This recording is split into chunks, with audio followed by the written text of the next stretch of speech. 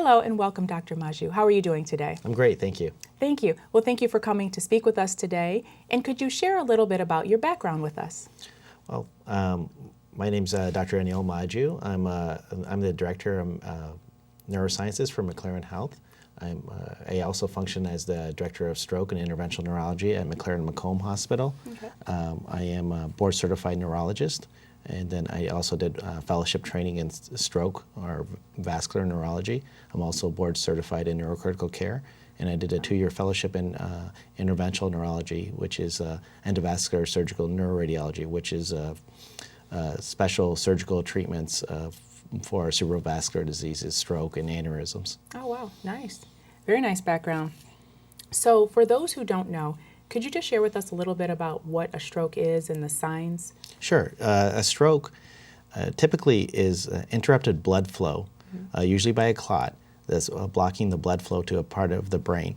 And when this happens, there's the essential nutrients and oxygen is not getting to that part of the brain, and you develop neurologic signs. So it may be something simple as facial weakness or drooping of the face, or it could be loss or blacking out of one vision in your eyes, or it could be something more severe as weakness in a limb or in the entire side of the body, leaving you paralyzed. Okay. Now, is there an acronym for that? Is it called FAST? Yeah, absolutely. FAST is something that was developed by physicians actually in the UK originally, and it's been adapted for the quick assessment of stroke victims. Okay. The acronym FAST stands for FACE is for the sudden onset of facial weakness. Okay.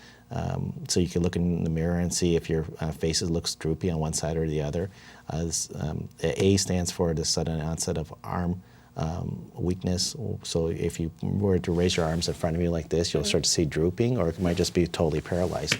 And then the S is for a speech disturbance. It's whether you can't produce the right words or can't comprehend the right words, or just slurring of the speech. The T stands for time, because time is of essence. You need to get to the ER immediately if you develop those type of symptoms, and for appropriate treatments for stroke. Okay. Well, thank you for sharing that information. No problem. So what makes the McLaren Stroke program so unique?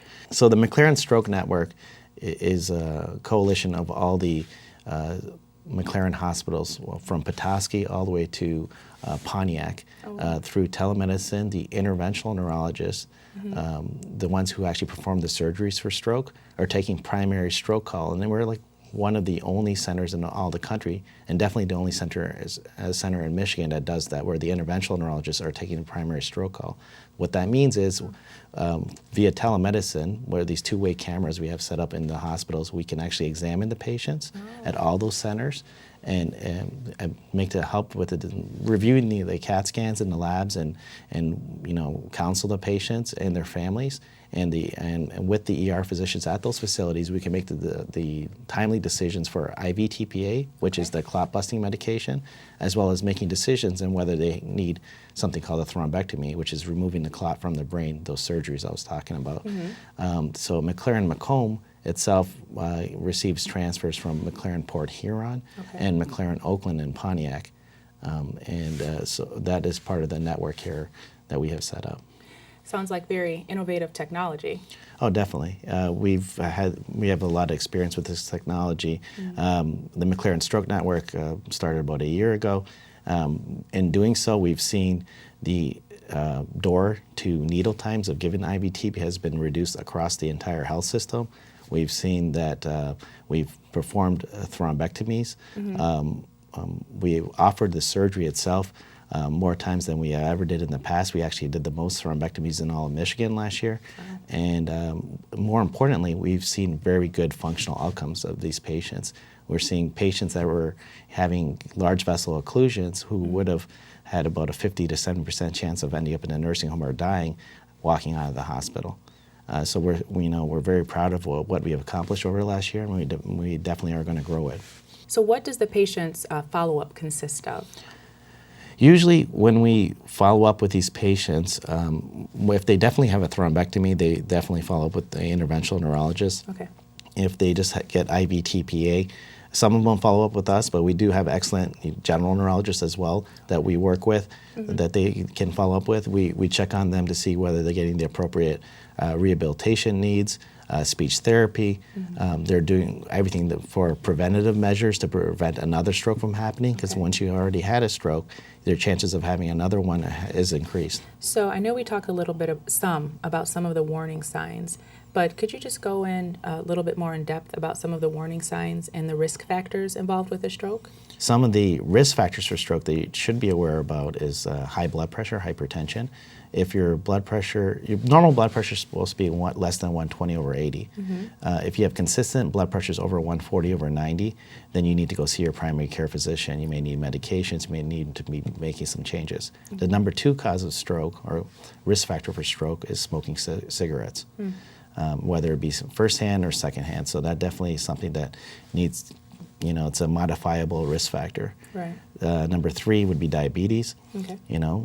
Weight loss, and going to see your physicians for blood sugar control would help. 4 would be high cholesterol, so getting that in control. Number 5 ties into those first a few. It's inactivity and obesity, and so that can be addressed as well. And having prior history of transient ischemic attack, a TIA or a mini stroke, is a risk factor for another stroke. Non-modifiable risk factors are things like age. So the older you get, the higher is your risk of having a stroke. Okay.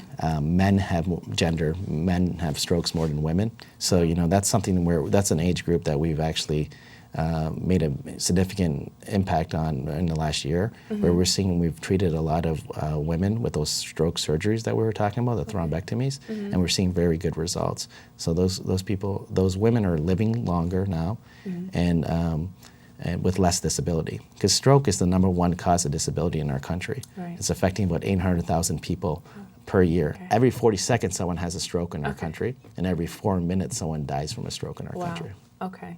In addition to the non-modifiable risk factors, ethnicity, is something that we can't change, but at the same time, puts us at an increased risk.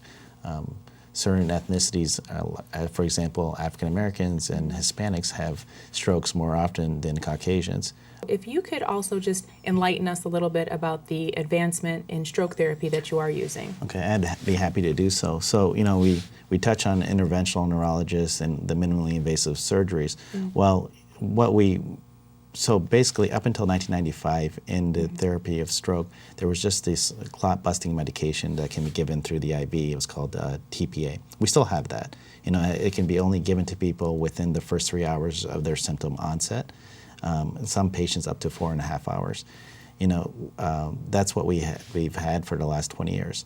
But now, in addition to that, we have these minimally invasive surgeries where, similar to the cardiologist, we make a small incision in the groin, bring a catheter and tunnel it up through the aorta up into the brain, and we actually physically remove the clots that are causing the stroke symptoms. That's something called a thrombectomy. In 2015, there were 4 randomized controlled trials and 3 registries, so 7 trials total, that were overwhelmingly positive for these therapies, and proved that this is the best standard of care for stroke victims. So that's what led to the changing of the guidelines for stroke care in America. And McLaren was at the forefront of that, and we actually adapted all of those changes in our protocols, and that's how we actually have developed our entire network around that philosophy of treatment. Oh, wow. Well, thank you so much for educating our viewers. Thank you for having me. Okay, thank you. All right, bye-bye. Bye-bye. For more on warning signs of stroke, visit mclaren.org/Macomb Stroke.